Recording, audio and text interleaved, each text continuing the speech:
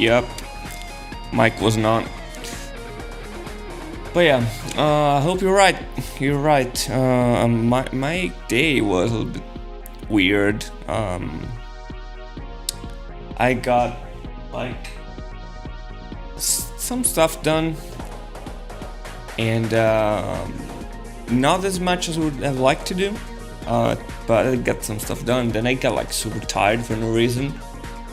At one point, then I fall asleep without even noticing. And I made a cup of coffee now. I'm alright. Still have it here. I'm gonna drink it. And yeah, I wanna get something done. In a couple hours, we're gonna continue whatever we started yesterday, which was a Plok remastering, like a remastering of one of my Plok covers. So yeah, probably having a good day, whatever hour it is for you. Here it's like 7 p.m. But I ate a little late today, so I'm probably gonna have dinner a little later. So that's fine. I think we can jump into the project and not lose any more time.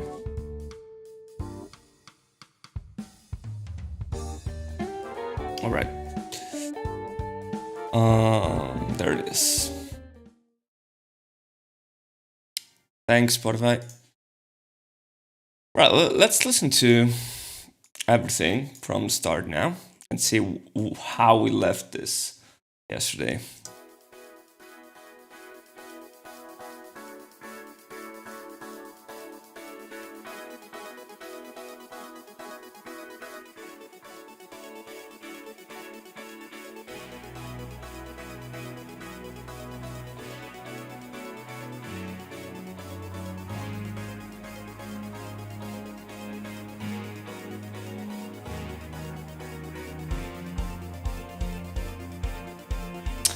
Hi-hat is being a little too much right now.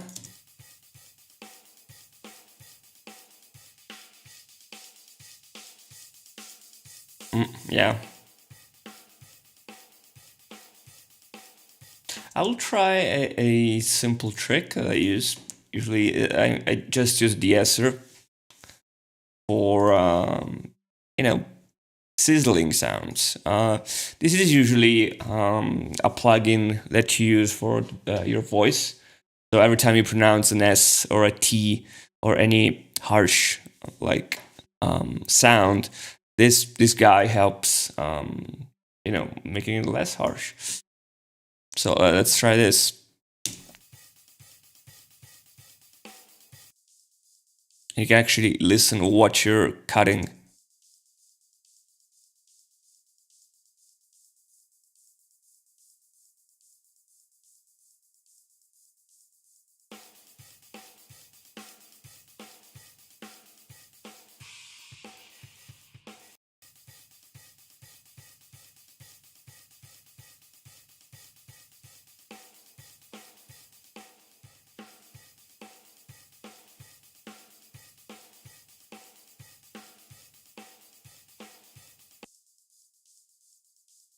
All right.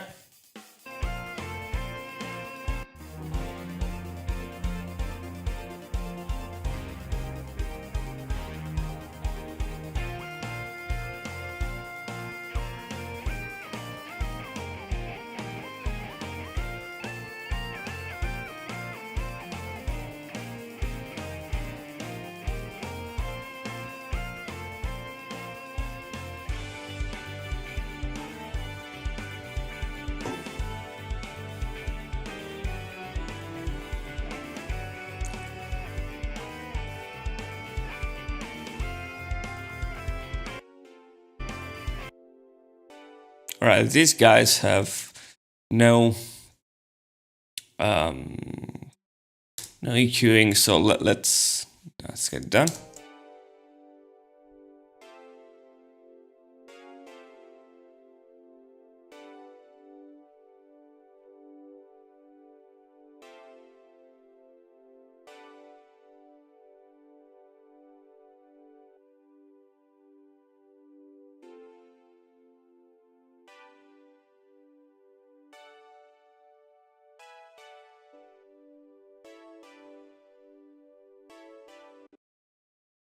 Let's try to EQ them a little bit differently.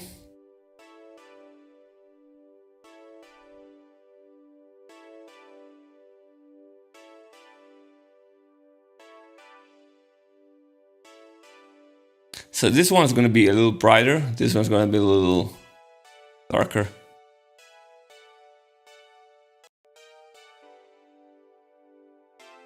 And I will move them a little bit around, so left to right.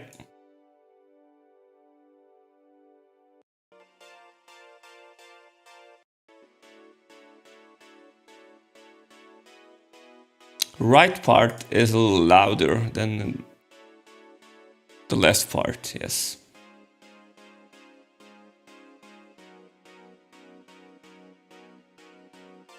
Better.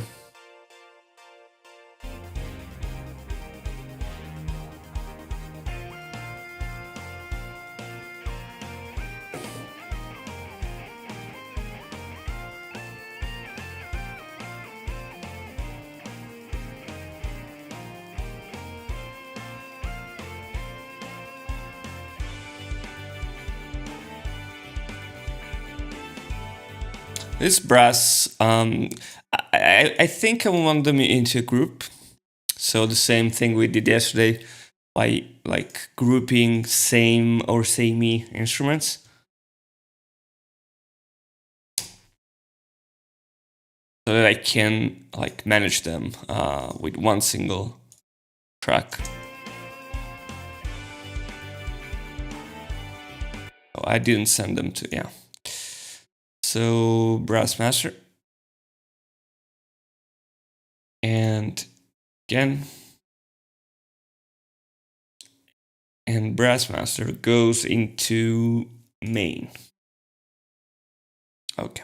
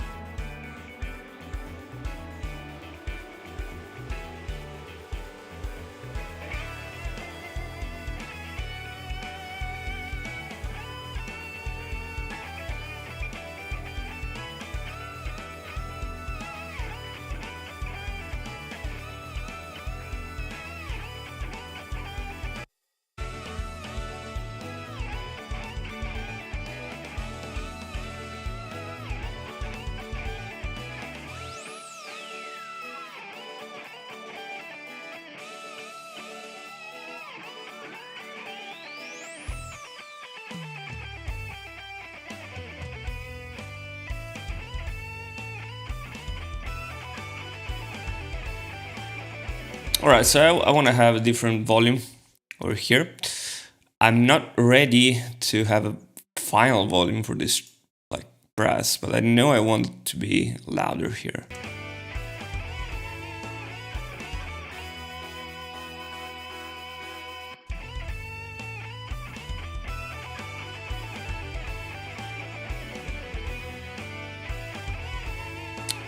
Better.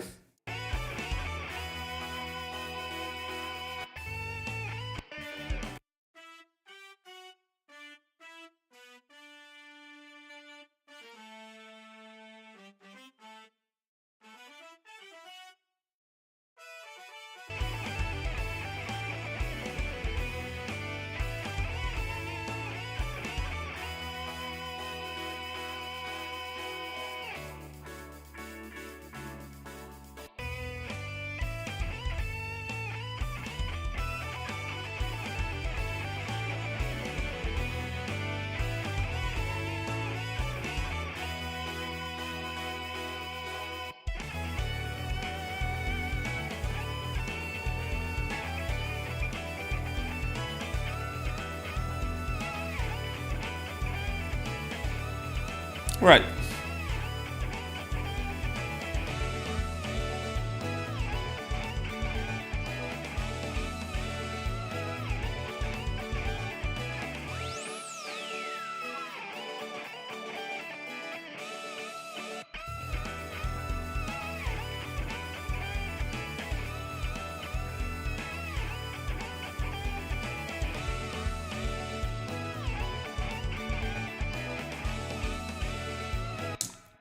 Right, so I want to do the same little trick I did yesterday for preamps or preamp simulation.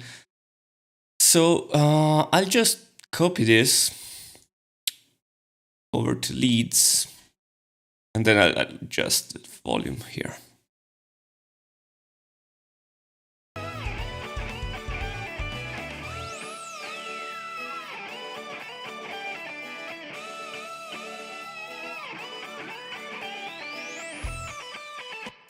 So let's try to push it a little bit and see where it gets when it starts crackling.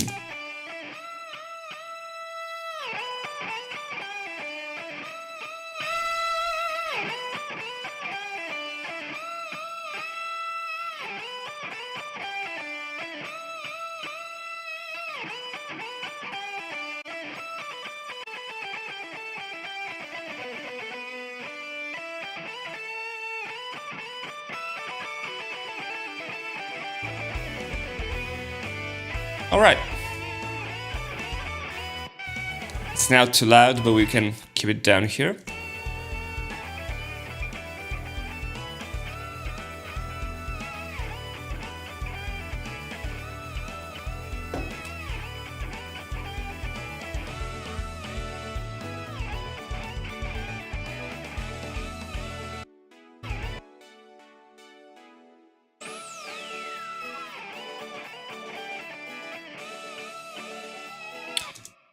All right, this...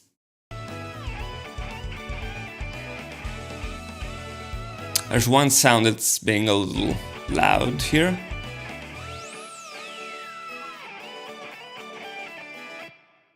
These guys here.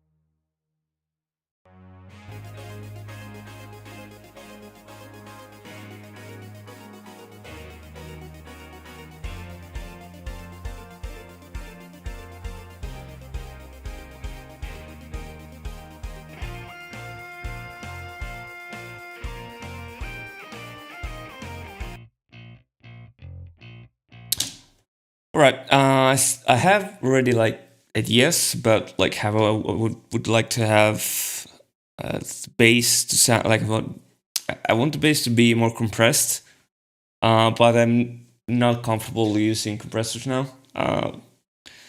I want to get it overall fairly good balance without any compression, and then start. We're gonna start adding reverbs, compression, all this stuff.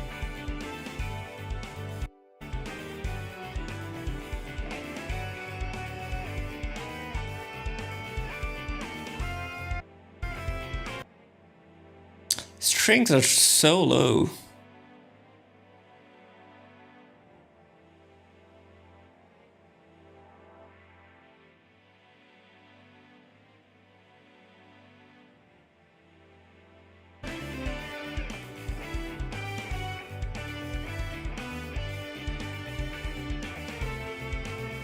I could just ditch them.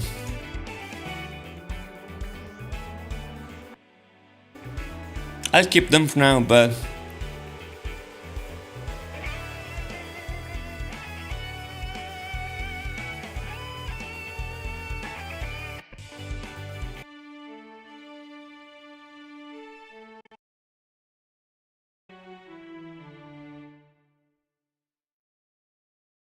let's loop this part when I get this sound to be hearable, audible.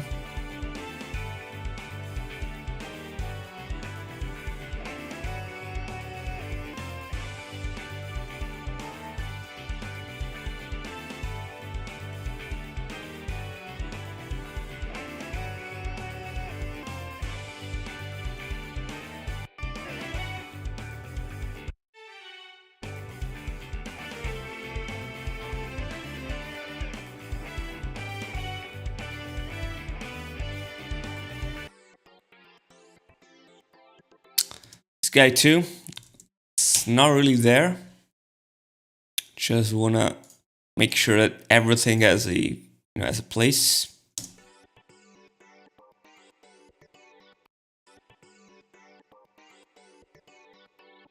Let's get rid of all this slow end here.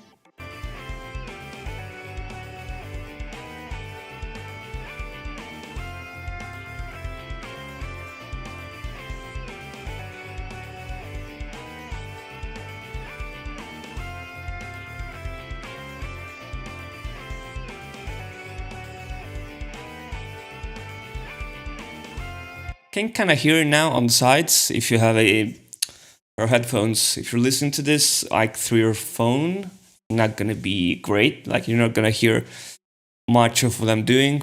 But now I've cut a lot of mid to low frequencies here, and this sound is now actually audible.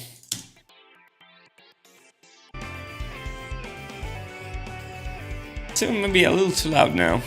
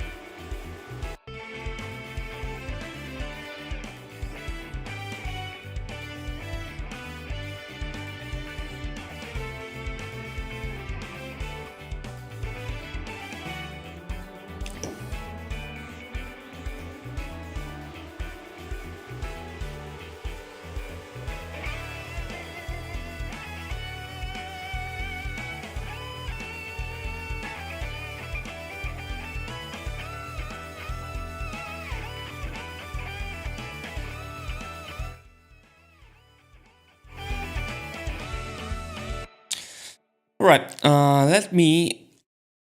I will do like a basic sweep of volumes later. But for now, they sound fine for the most part. They're not super balanced or anything, but nothing is like visibly too loud or too quiet. Just want to clean these sounds. Like these clean guitars fucking suck.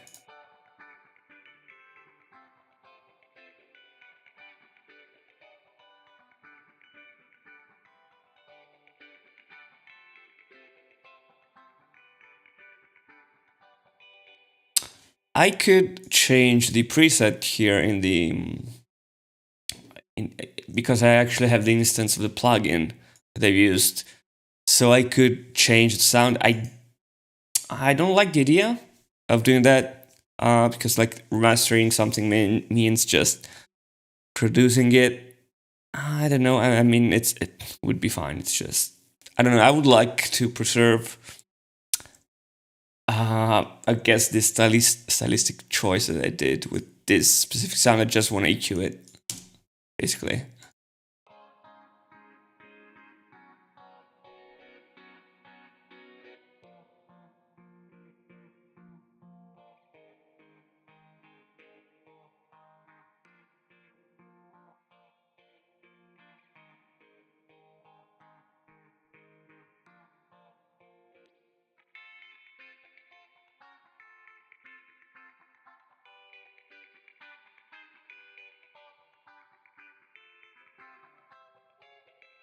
Yeah, these are way too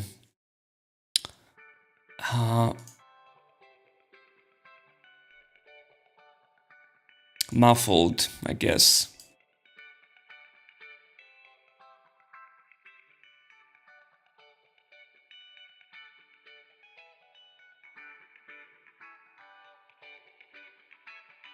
Yeah, way better.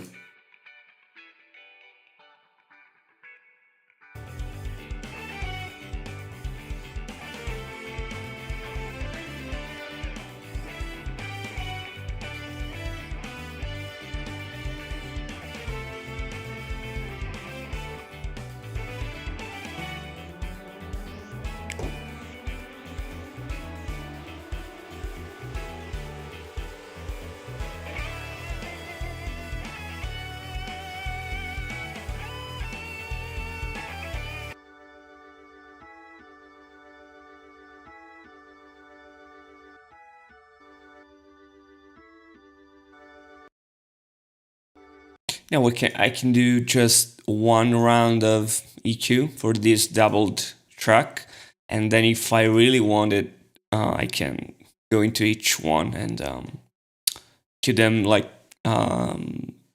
specifically. Also, I want to pan them a little bit. Yeah.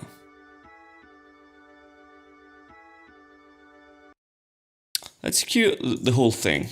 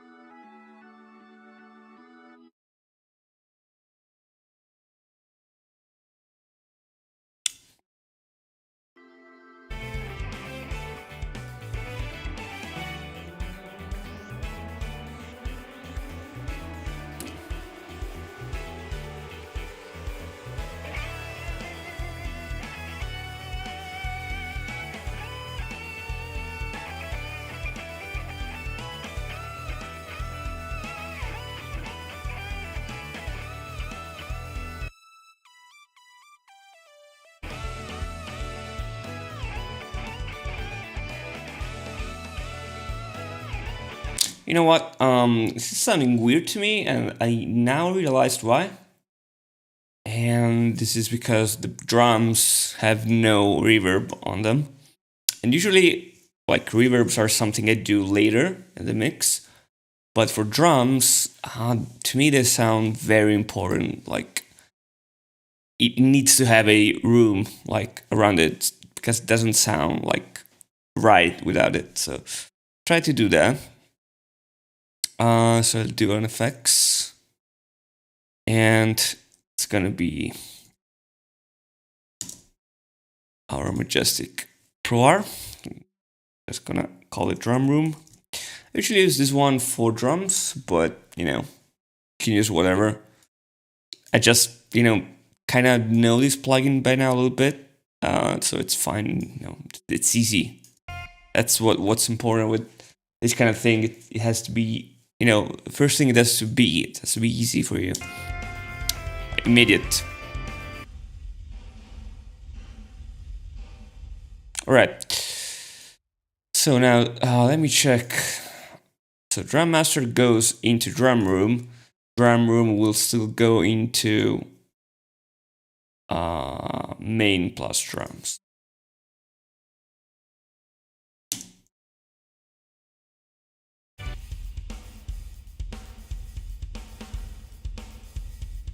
Of course, it says I usually like start from a preset and then I adjust it.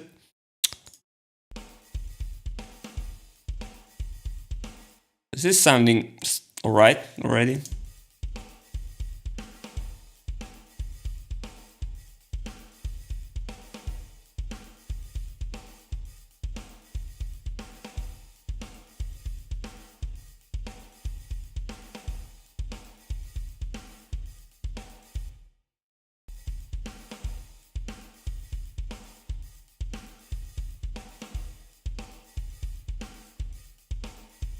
We can listen just to the reverb.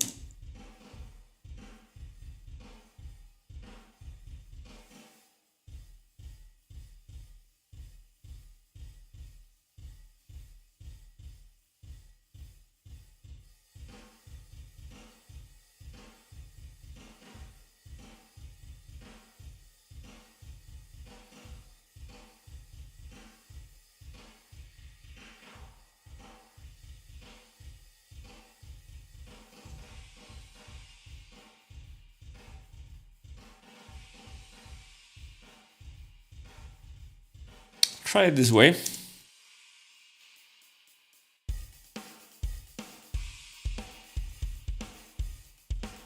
Of course, now I'm gonna lower the volume of the room because it's too much. This is without it.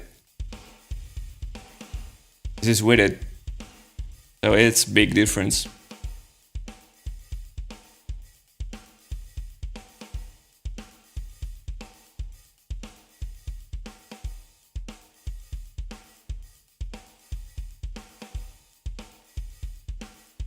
I think around -6 usually gives me a good point.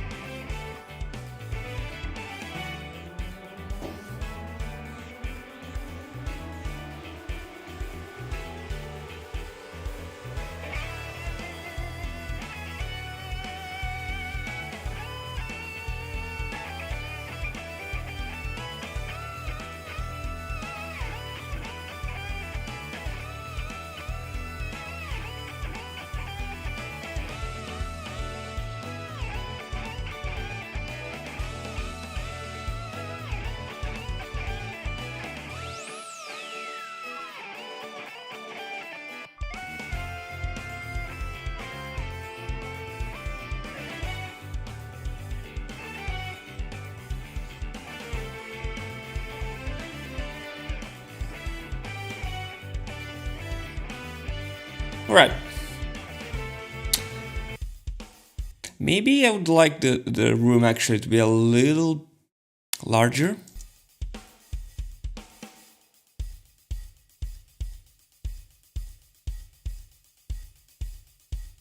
Yeah.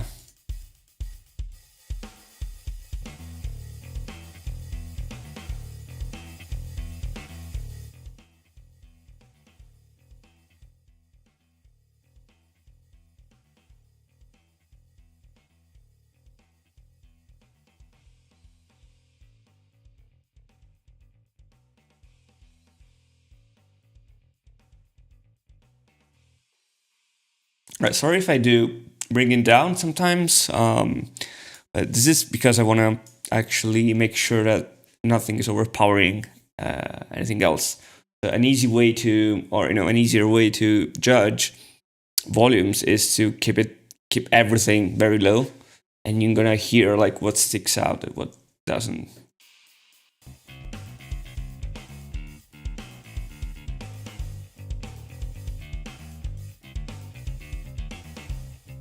All right.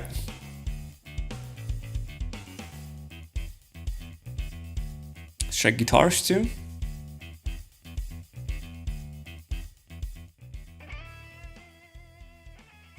A little loud.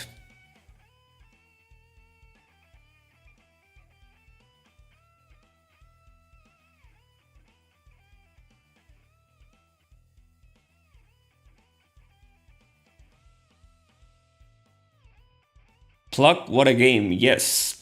RS Jaguar, I totally agree.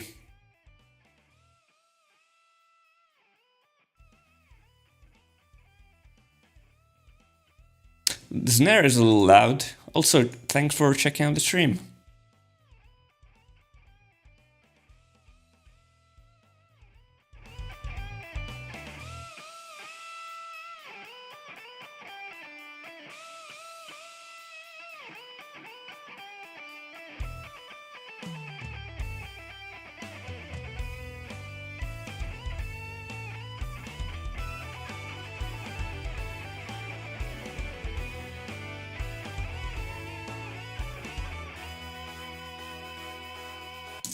It was definitely a game that, you know, I'm not sure. Like, I have no idea about how it was marketed, like all that production part. I'm not aware of. It would be fun to kind of research it a little bit. I've never did it. I just know the game because it was a game I had as a child, as a small child, and I don't know. The music always vibed with me, like even before I started studying music and everything. And then many years later, when I actually kind of knew stuff about music, I was like, that game had prog rock music as as its OST, and I was kind of blown away because it's one of my favorite genres, music genres, even today. And it was like weird because I thought that prog rock was something that I've developed, like an acquired taste, if you will. But this music vibed with me like when I was, I don't know, 4 or whatever. So I don't know, maybe I just liked it.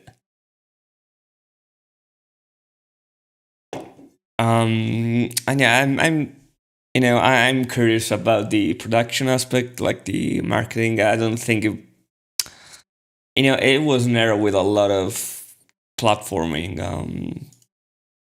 Why are my thumbs mono? Oh no, no, this isn't good. No, no, no, this isn't good at all. So sorry. I'm safe. There must have been like an error or whatever, but we can easily work it out. This is the MIDI track. I will unmute it. I will solo it. And then we will export the toms again.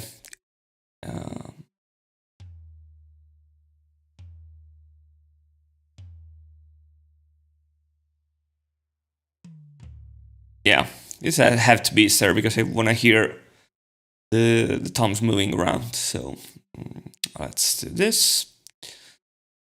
And I'll talk a little bit while it exports. Yeah, so it's not mono. Interleaved toms. Yes. I don't have anything. Yeah, all right.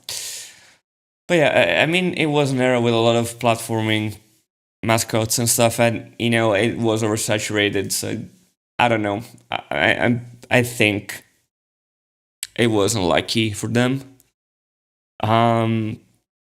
If I'm not wrong, if I don't remember wrong, I think some of the people who work on Plok then ended up in Rare or the other way around, but they had something to do with Rare.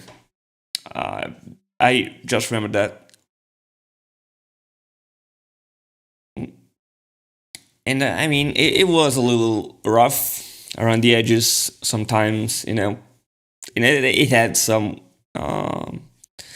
some old game things like enemies spawning right at the side of the screen or stuff like that. But overall, I think it was a very solid game. And someone said, I remember one comment in under one of my covers, that it may have been the inspiration for Rayman. I'm not sure how, like, if that claim has any basis to it or not, but I can see it. And I'm kind of sad that it never got like any sequel or any anything in terms of game. I know it has a web comic. I think it's still going. I talked. Oh, and that's the thing for you guys. I actually talked with one of the creators of Plok. That was a weird exchange, but I liked it. Um, and I actually contacted them because I wanted to like for this because I like these are old covers, but I want them to release them on Spotify.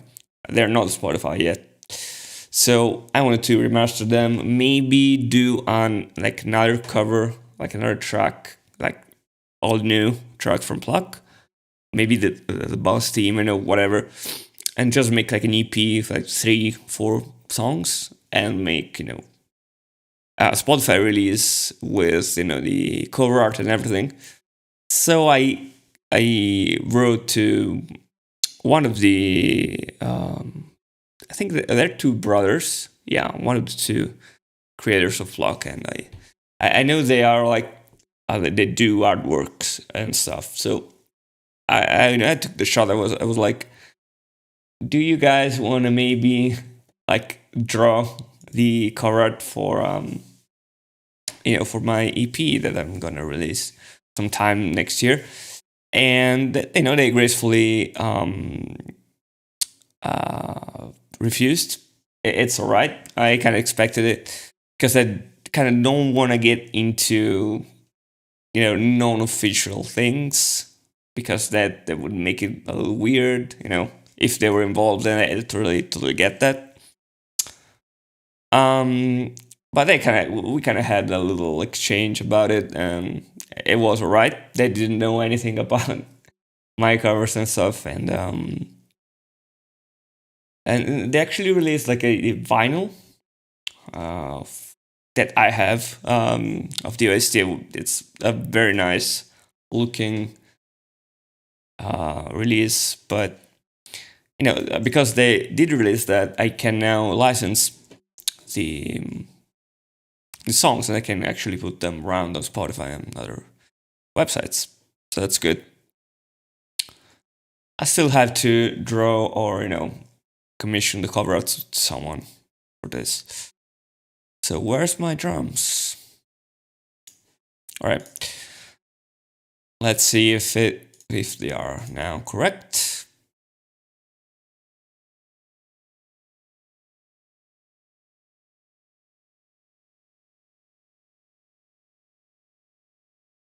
Yeah. All right.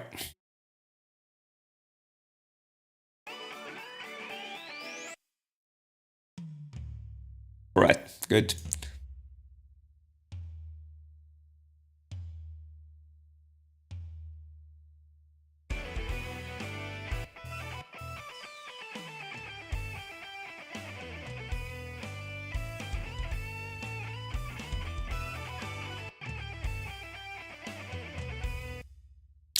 Let me EQ these actually.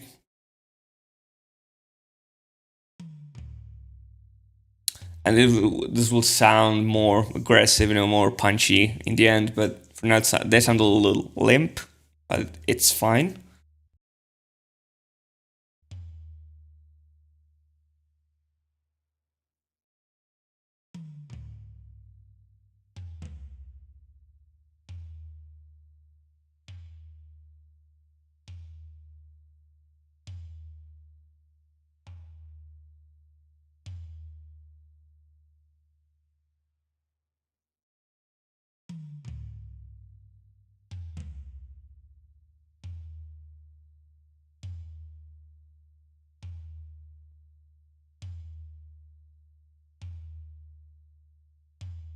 Yeah, already a little better.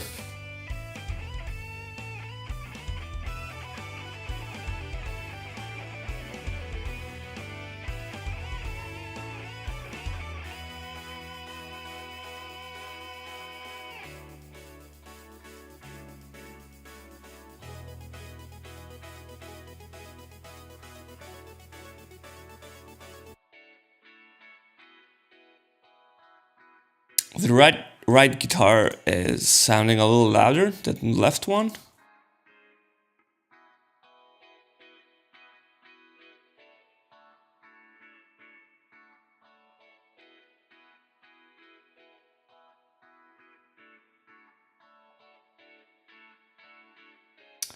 Good morning. Good morning. What's up? Thanks for checking out the stream.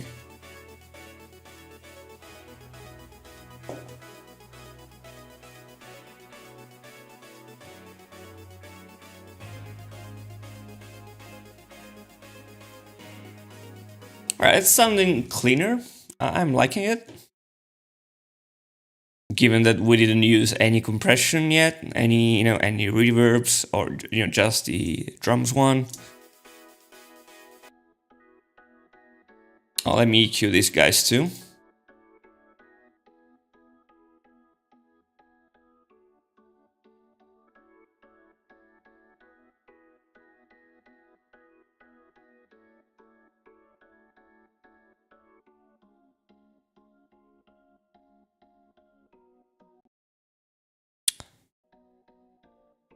I'm sorry for the time I'm streaming, but it's being in Italy.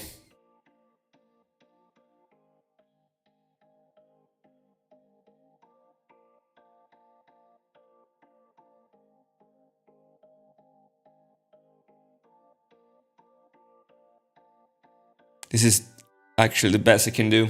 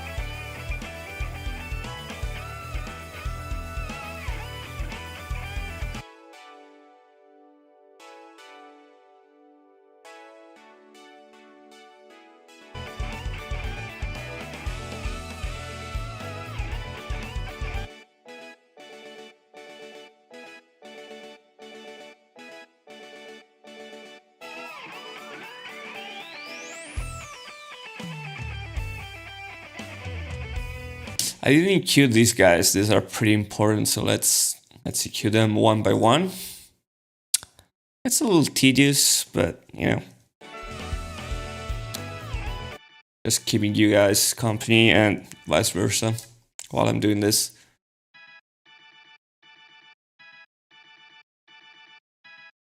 There's a lot of low end hidden in these sounds. Like if I just isolate this,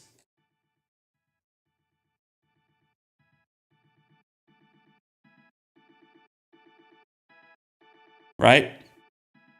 There's this weird knocking sounds that you don't really want. You just want this part.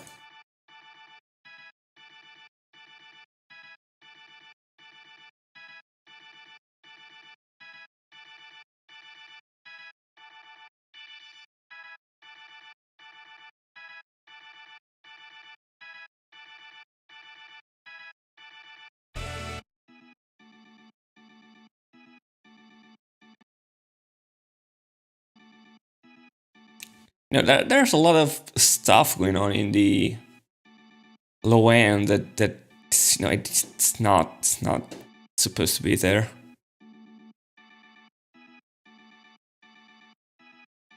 Actually, it's not helping the song.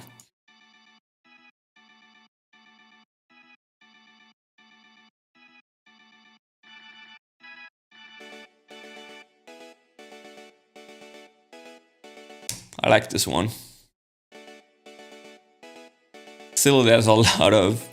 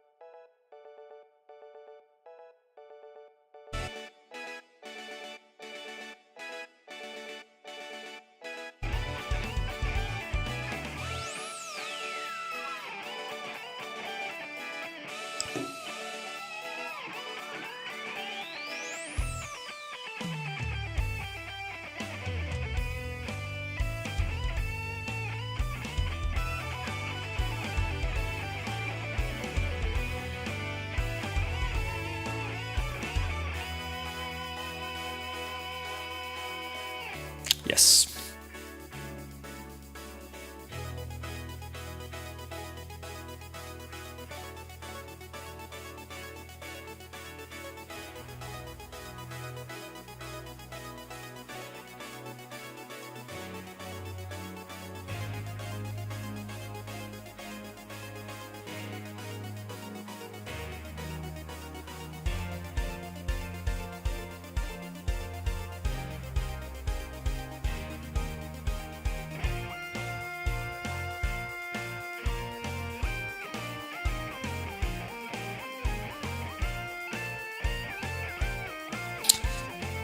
Right, it's sounding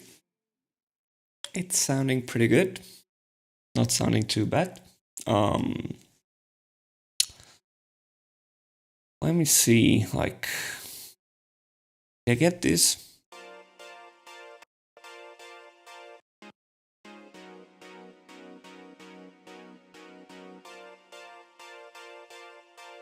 Yes.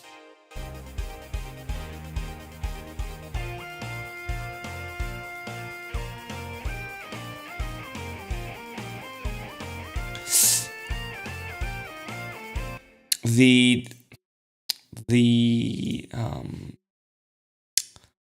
I had it's still being a little much.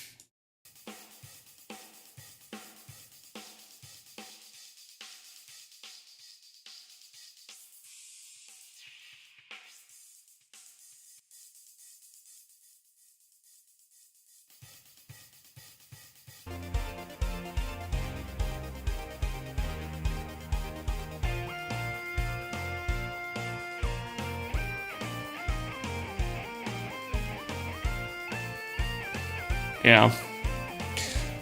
You know what I'll do? I will just use a multi-band compressor here. So I'm just gonna bypass. Yeah. Yeah, let's do this. So I'm just gonna compress the high end here.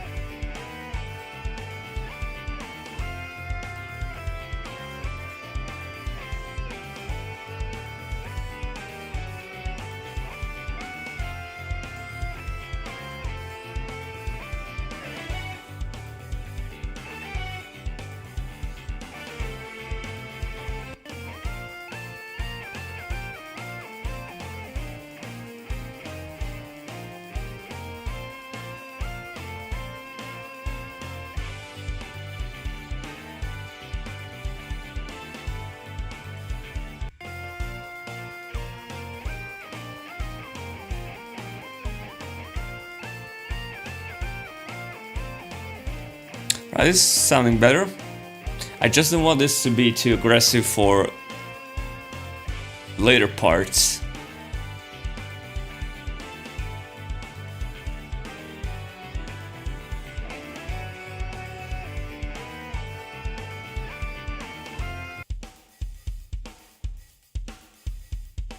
Yeah, maybe it's...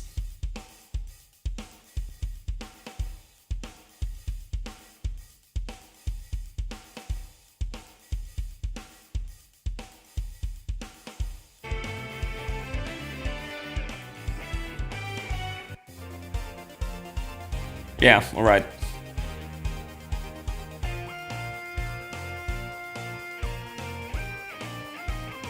You know what? I'll use another one in chain. So basically, this will compress more if only it passes at the threshold. Then I'll make sure that that threshold only gets hit in this part here, in this first intro part.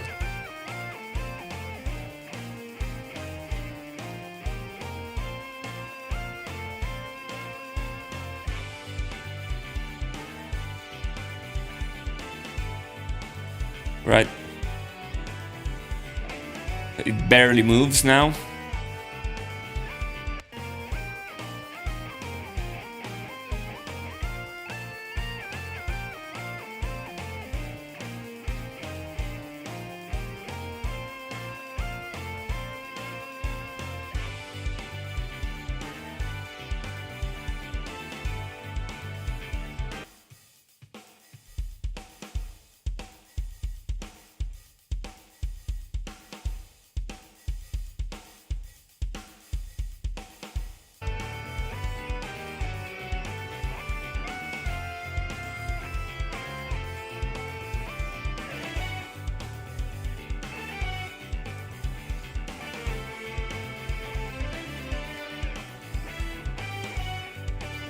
Right.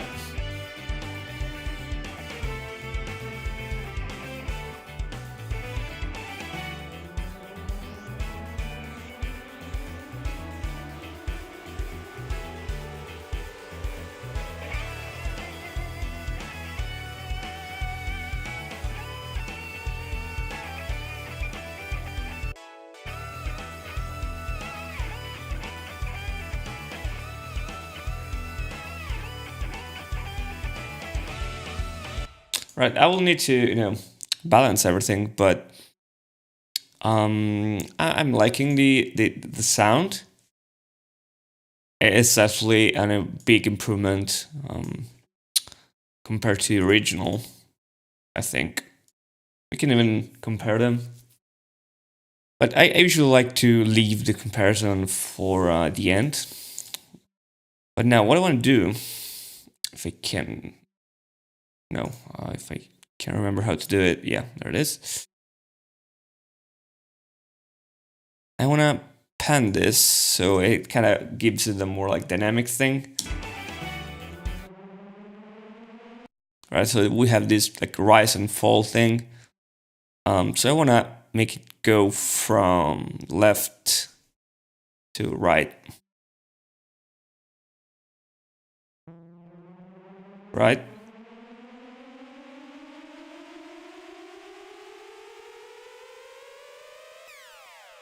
And then back again, left.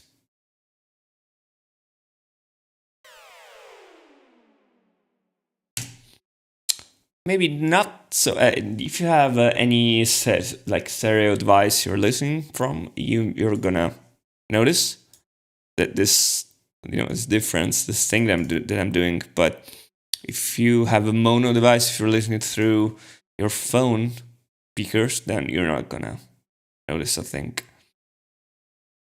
I don't know if now like phones actually stream videos and stuff in stereo. I'm not sure. I don't think so. But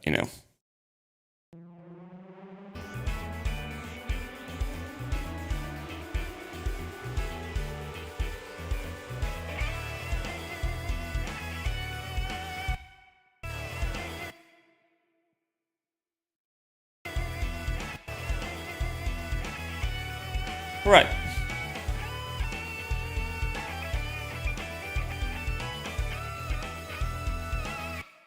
Let's also EQ this guy.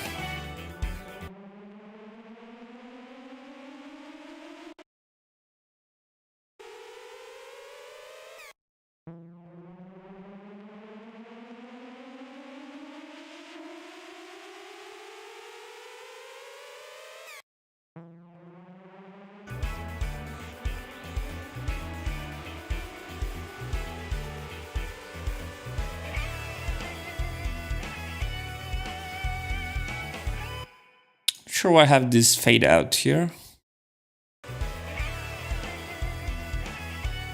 Not sure why this was here, but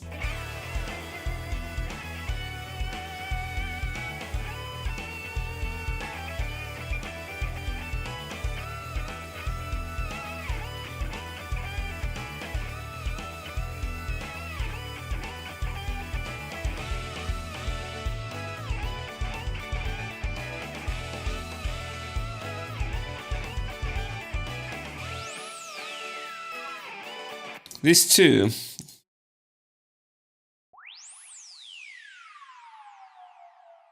Yeah, I want to do a very similar thing here. I'm not sure why, but I like to have the higher pitched sounds more on the right. So anytime like there's a sweep or something like that, in my brain, for some reason, it has to go like from right to left if it's going down in pitch, and from left to right if it's going up. But like it's not a rule or anything. It's just that my brain is wired like this for some reason that I'm not aware of, but I'm not sure why. But you know, it is what it is.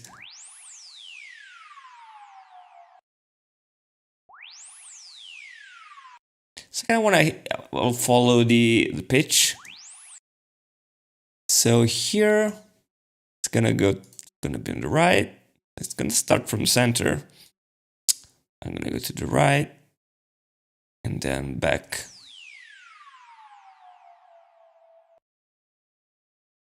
to left.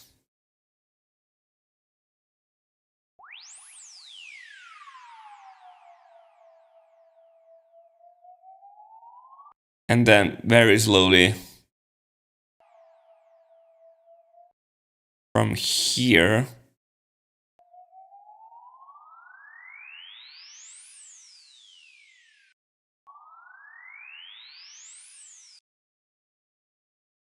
let's hit it like here.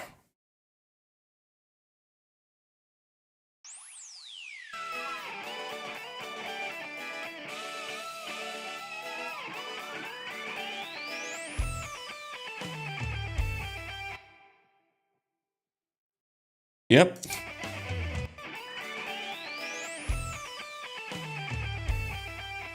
Hey, even a little faster.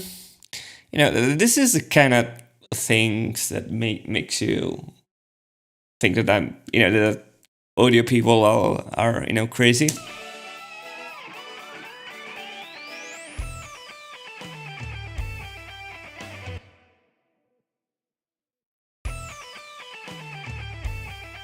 Yeah.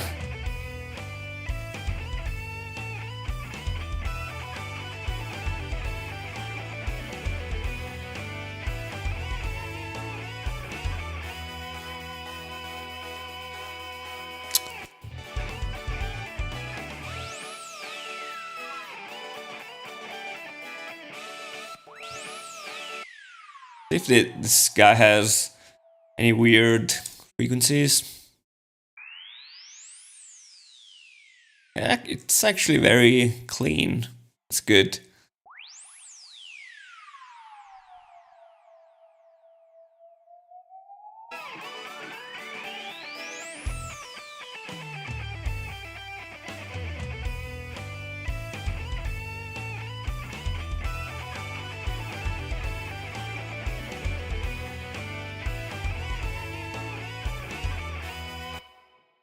All right. Another thing I want to preamp on these guys that sound very fake if listened to by themselves. So just gonna give it a little warmth. Was that the sign? I'm not sure. I'm not sure. I don't think so. We can listen to it. Also, thanks for making the stream, Crodo.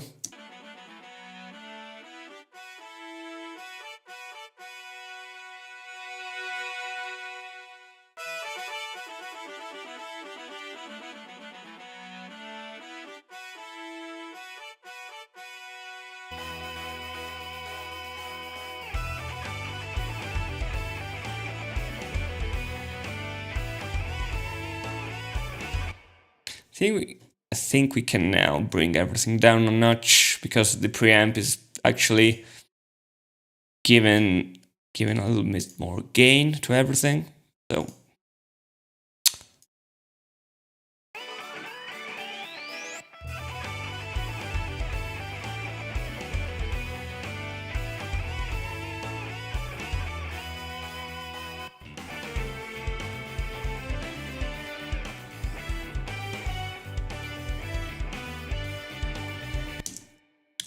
yeah, I'll check this very quickly, just for the fun of it.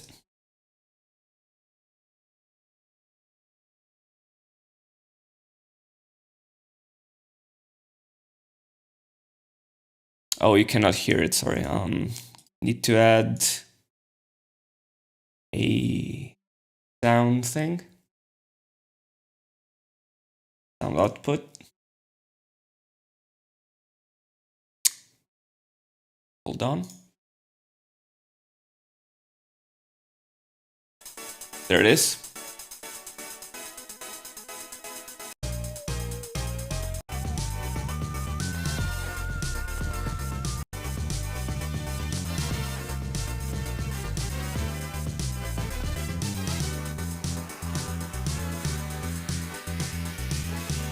So there's a little like sweep.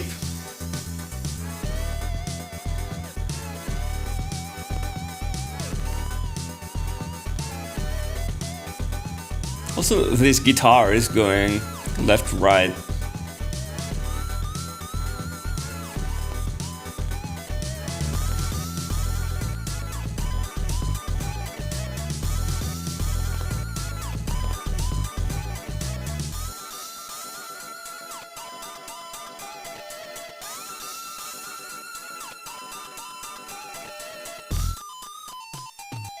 Nope. There's something. Yeah, there's this. There's one like note, one synth like note. It's not actually the same, but the idea of it is like having like a little rise and fall thing.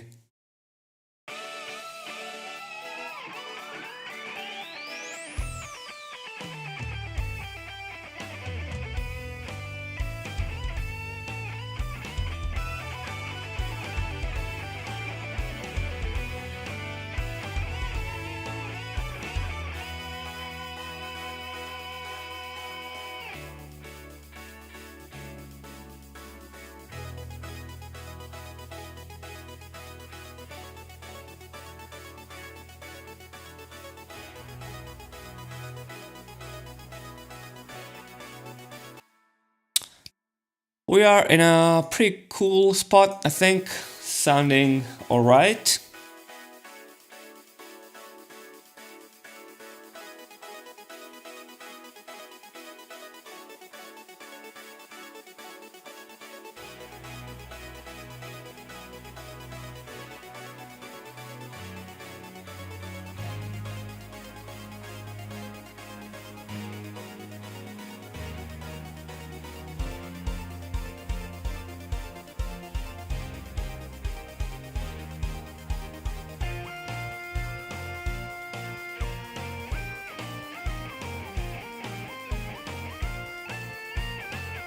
Yeah, he totally used some kind of sweep, or it was like, I don't want to say it wasn't thinkable to do stuff like that on the NES, but almost on the SNES. Sorry.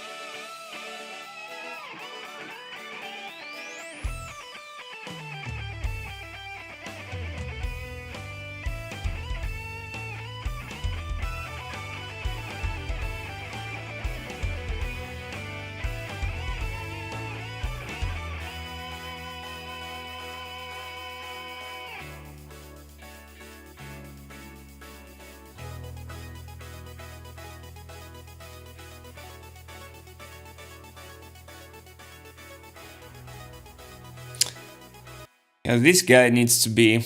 I actually EQ'd it so that it wouldn't be a problem for the bass, but sometimes it's low. It needs to provide that low end.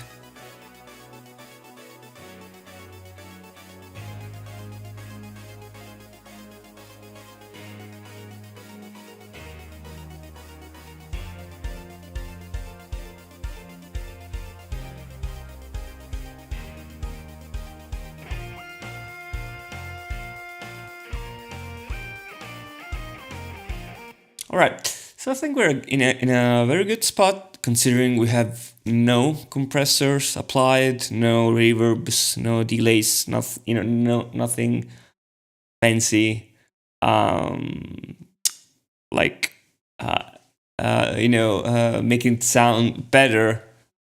This is just volumes, EQing, just EQ and balance. So it's a good spot, I think. About 75, use some kind of harmonizer. 75, measure 75. It's actually 3 guitars. I'm not doing this as much anymore, but I used to have a lot of doubled guitars, like in an octave fashion. So, right, so there's one high pitched one, and an octave down below. And on this measure, there's a third one that does like a fourth down.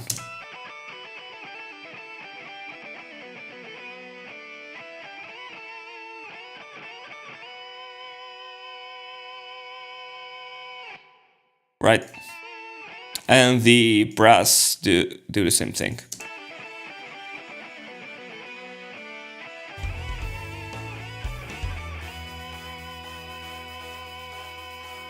So you usually get this effect with, it's if you wanna give it that kind of pentatonic flavor, you're already doing pentatonic scale in this case, like in the melody. So doing the same thing, like fourth down below, kind of gives it this sound, like it's very, you can recognize it very easily.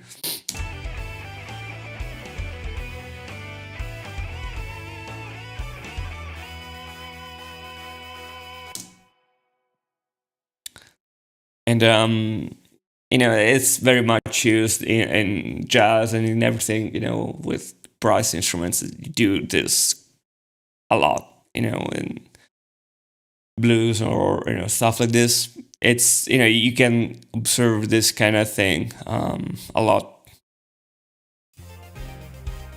I want to do one thing before I forget it, which is this. Another Nova, another EQ that will actually pick the signal from the bass. So, bass.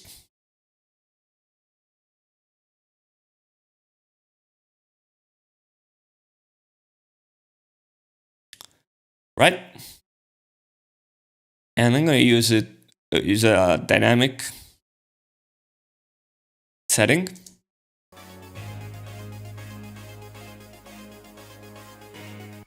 And it's going to be external signal. Right, so now when the bass plays, it should bring it down, accordingly. Bring this down accordingly.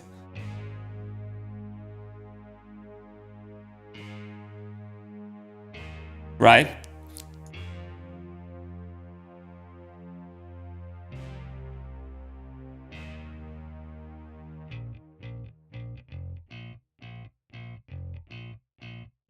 So it doesn't clash too much.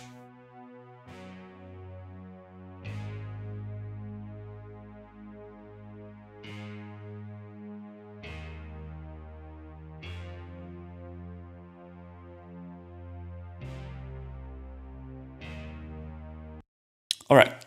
Thanks. The fourth one. I wonder if a slight panning effect for the guitar during the passage would fit. I'm not sure.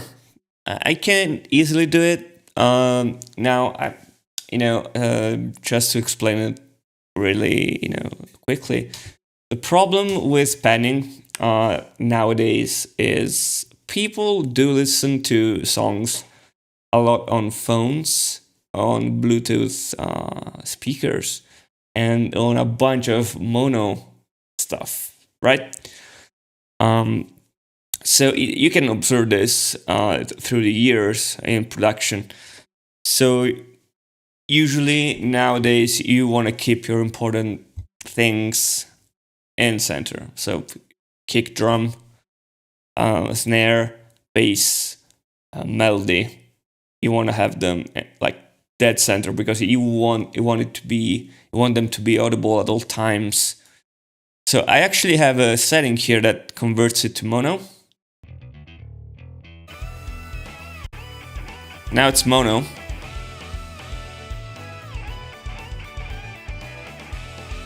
And you're losing a lot of information.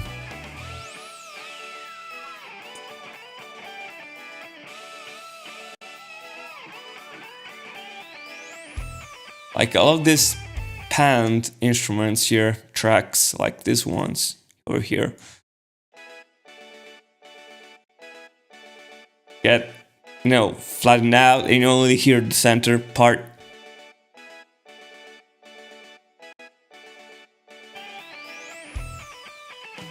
So you don't want to get in a situation where your song has a melody maybe on the left, maybe on the right, and it's kind of less audible in a mono situation. So that's the problem is the technology we're using now is holding us back a little bit, in terms of creative choices. I think if you want to do like safe bet, you want to keep like important elements in the center. And you can observe this in music as well. If you go back and listen to stuff from the 70s, or even the 60s, you sometimes find like crazy weird things. Like I think the other day I was listening to a Beatles song, I don't remember which one, that had the kick drum like all on the left, like all the way to the left. It was like super weird because you never notice this anymore. You never have this anymore.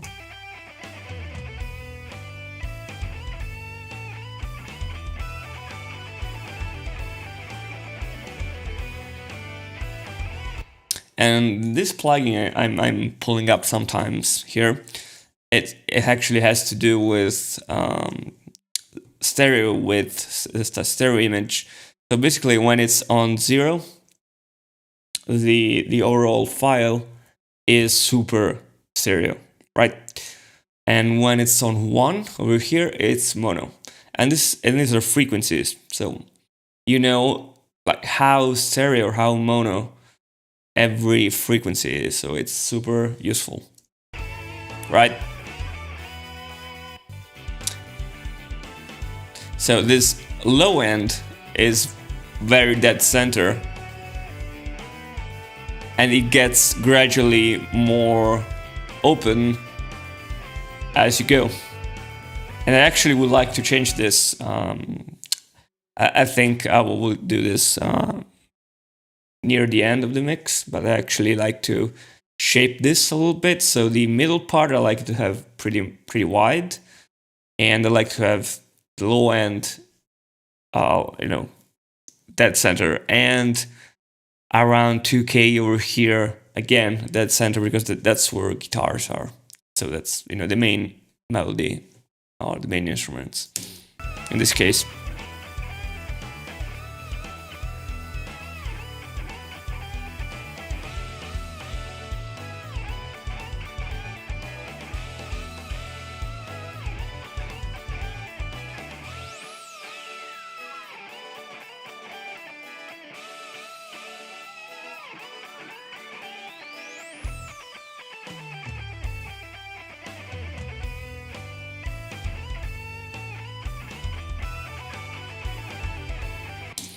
Abbey Road has some interesting channel stuff. Yeah, definitely.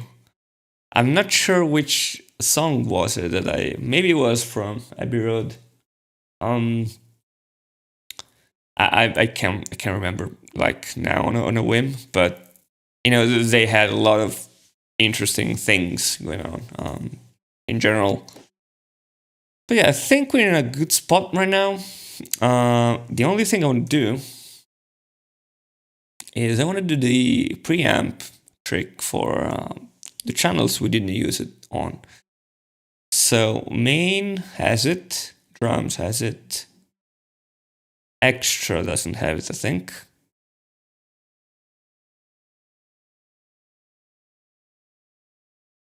Yeah, so I'll do this.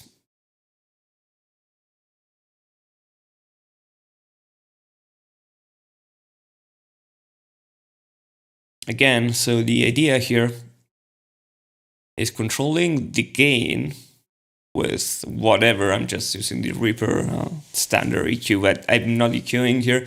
I'm just using the fader. Because I'm gonna go into basically what's a saturation. But instead of just, cranking it like to, I don't know, 1/3 or whatever, I just crank it all the way up, which might seem crazy, but the idea is you get the most, harmonics, the most overtones by giving it the most signal, and then you're just gonna modulate it here so it doesn't clip, right?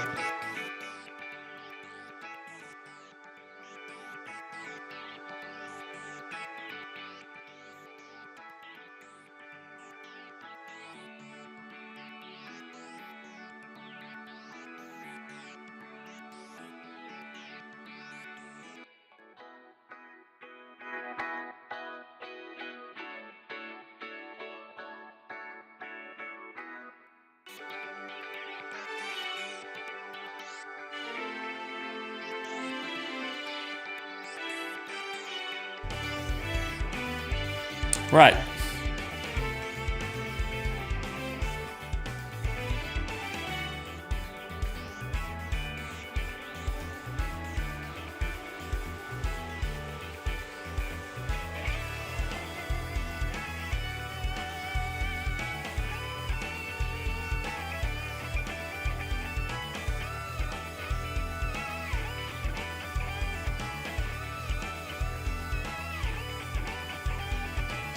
This organ is being a little loud.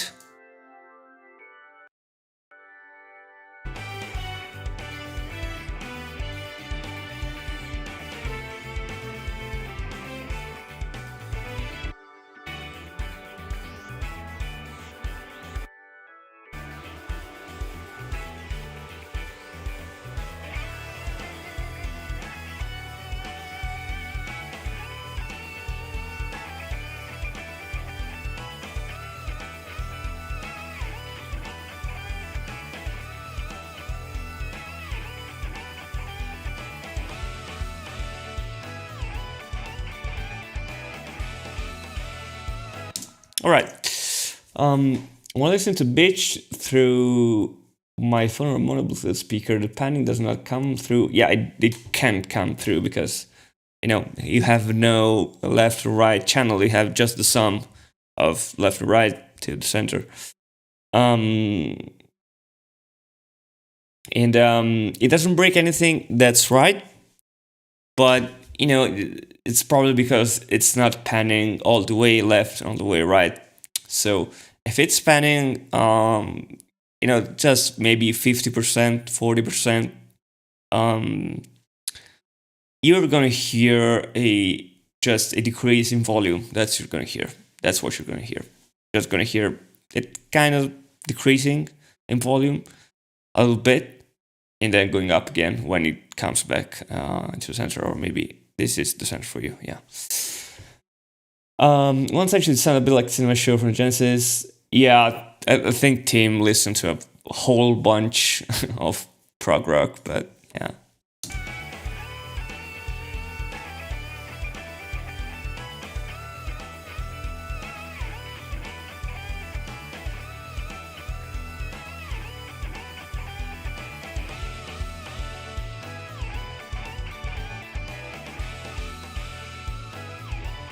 Like if I listen to this in mono,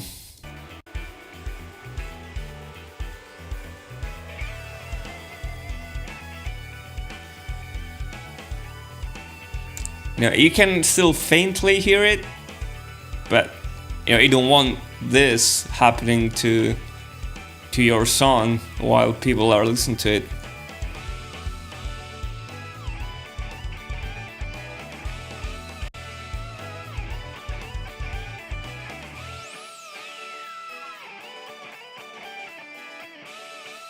But if you just pan it, right, it's very slightly goes down in volume until it's noticeable.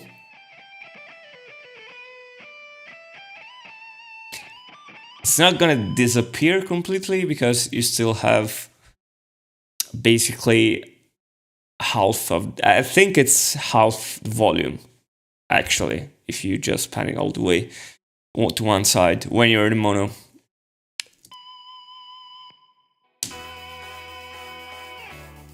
Anyway, if you keep it like lightly, you can do it, I think.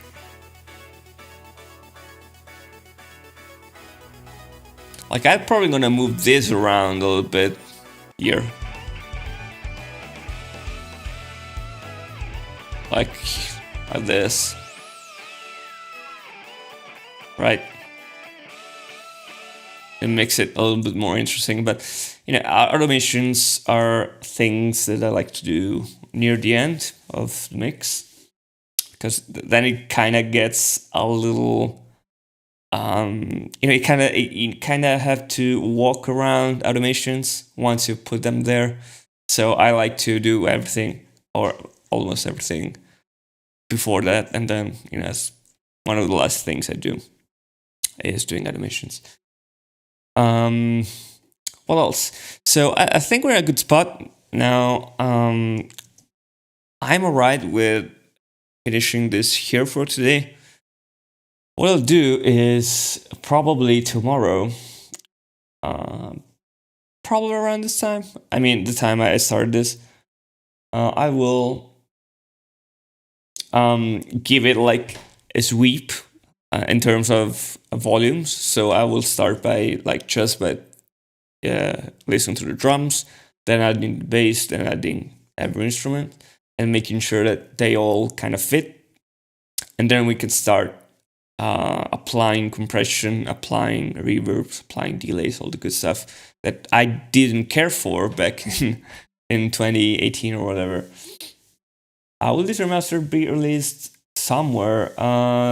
Yes, that's the idea. But hold on, let me just put on the chatting stream and some music since we're here.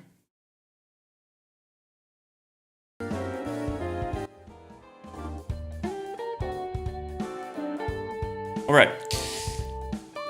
So yes, they will be released on Spotify, on Amazon, on Apple Music, everything, basically every possible platform, but Bandcamp, because Bandcamp is a little bit of a pain. I know a lot of people, or some people that are usually more vocal about Bandcamp, which is good because they're sharing it. But it's a little bit of a pain for Bandcamp because I cannot license these songs like automatically. So what I do is I have a licensing website that takes care of distribution and licensing. They don't license for Bandcamp, or they don't distribute on Bandcamp. I'm not sure why. They distribute basically everywhere else. But for Bandcamp, since you are actually downloading it, I think you need another kind of license. So I had to go somewhere else and get the license for the songs, and kind of gets expensive for me. And as to the point where I don't know if it's worth it. As sad as it may sound, but I found like one site that does that, and they want like $13 per song. So like releasing a 10-song album, you know, it's gonna be more than $100 upfront and royalties. So you know, it's I don't think I have the volume to do that. I'm not sure like there's many people to justify, you know, many people that would use Bandcamp to justify that. But you know, basically, I think what it'll do for people who want to download instead of streaming, I'm gonna just put them on Patreon, or I will put up a membership here on YouTube, you know, and just put downloads for you know, a specific tier of membership. I think I probably gonna mimic what's on Patreon on YouTube. So you know, if you don't want to move from YouTube, you want to keep it in YouTube, then you can just use YouTube for memberships and get, you know, emotes or whatever you can get. I need to study this a little bit, research it. I've seen the patches already, more than a few game OSTs. Never thought that it is for covers. It is actually a very big issue for covers. Also, I mean, yeah, it is quite a big issue for covers. Because if you want to release them legally, that's the only way you can. You have to obtain the license, and then,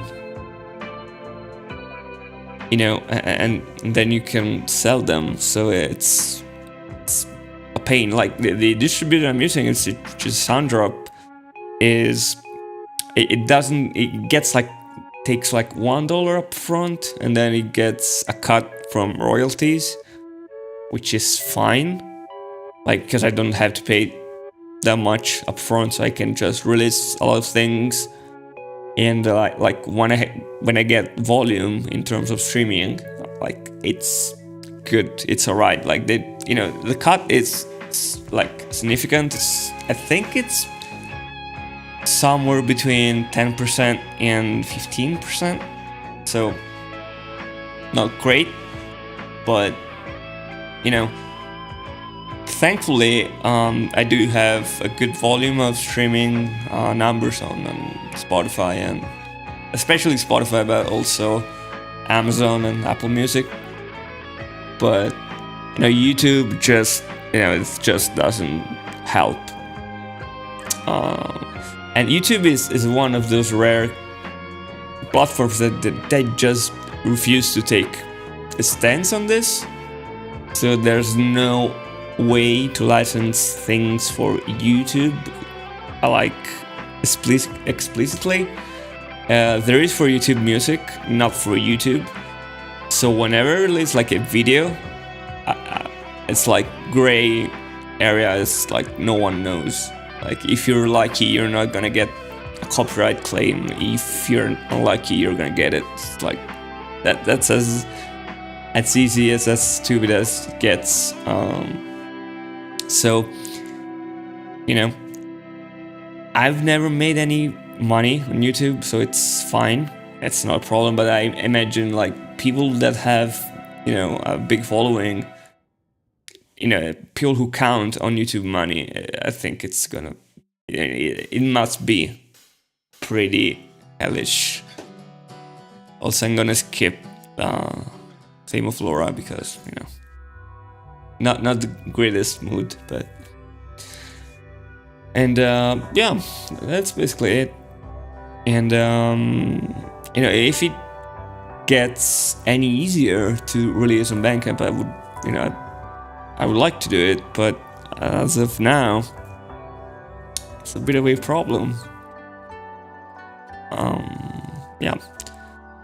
Other than that, you know, I can even list you all the platforms I'm on, but you know, there are many, like there are a lot of them. But the biggest ones are Spotify, Apple Music, Amazon, Tidal, if you like, lossless, I guess, or lossy. I don't know specifically, but it's a better quality. I think these are Pandora. Some of those are not even available here in Italy, so I can't even check my profile on there. But yeah, as of now, I have to count on the filthy Spotify money to keep going with the channel. So yeah, that's basically the state of things. That's also why I've kind of stopped focusing on YouTube a little bit, because it's just it's not making it worth it.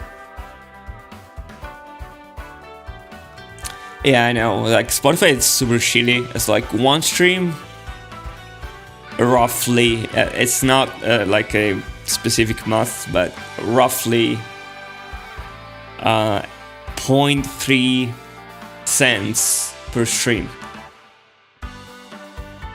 right? So it's, you do the math, but if I got like 1 cent per stream, I would fucking be rich now. I would be, no, not rich, but I would very much be fine.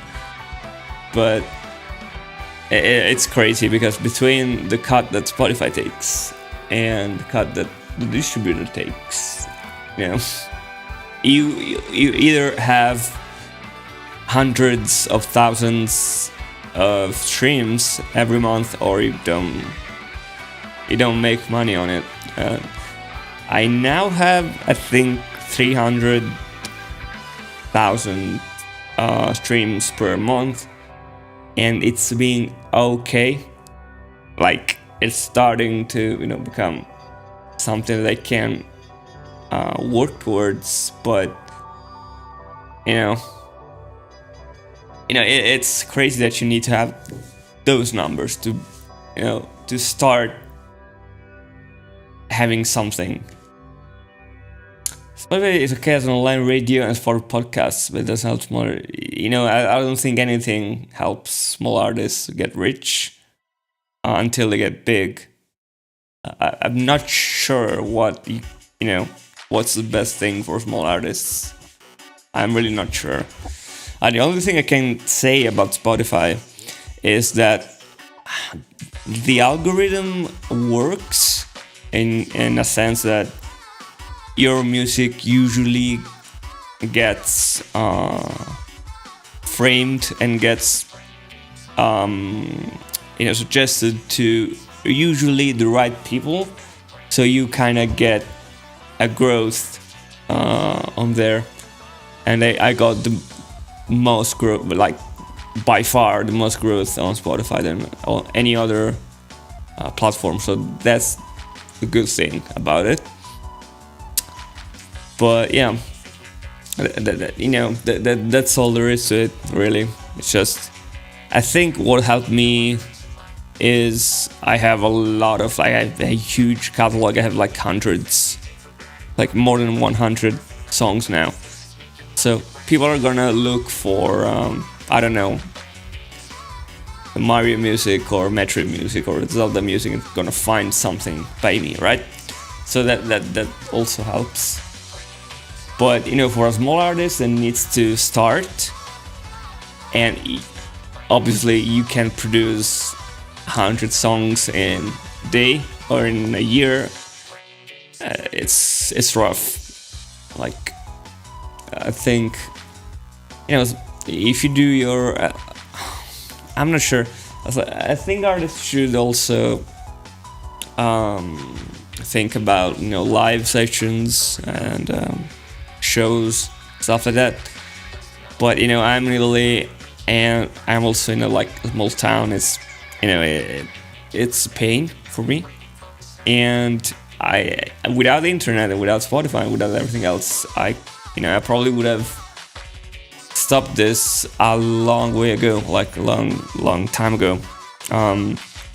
So If I was somewhere else, if I lived in US, for example, I would have had the opportunity to participate to a lot of cons that I can't do. I can't do that. So, you know, you're kind of doomed from the start when you want to do something and you're not in the right place. But, you know, you kind of play with, you know, the cards you're dealt with, and yeah, try to do whatever I can with this. And I'll try to be around, try to stream, and I'm planning on picking up YouTube again, a little differently from before. So maybe not, you know, I'm not gonna do only cover videos, because those are, you know, heavily produced. They take time and effort, and it gets tiring very soon. Like you get burnt out very soon. So I'm probably gonna sprinkle in a lot of more, you know, easy videos, like, or actually not easy to make, but, you know, more accessible for me and less time consuming, less produced maybe. But yeah, that's what I'm planning to do. Still struggling to find a band around no musical town. Yeah, that I gave up like years ago. And yeah, VGM live bands would be great, honestly.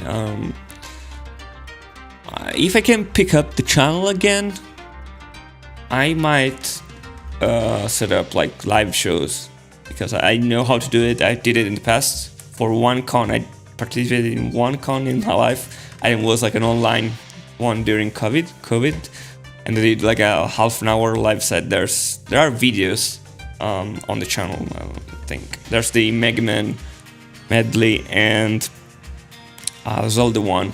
So those two were performed live, and yeah, it was fun. But you know, that's the only con I could participate to, because it was like online.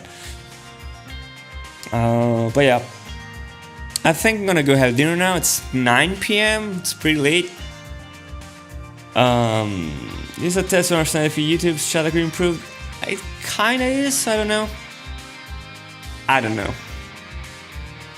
It's still a little bit late. But I think it's a little faster now. I don't know. But yeah, I think I'm gonna go have dinner now. And thanks a lot for the company. I'll probably be here, I don't know, tomorrow, maybe in the afternoon for me, the morning for you. But yeah, as always, you know, thanks a lot for following, and I'll see you soon. Thanks again.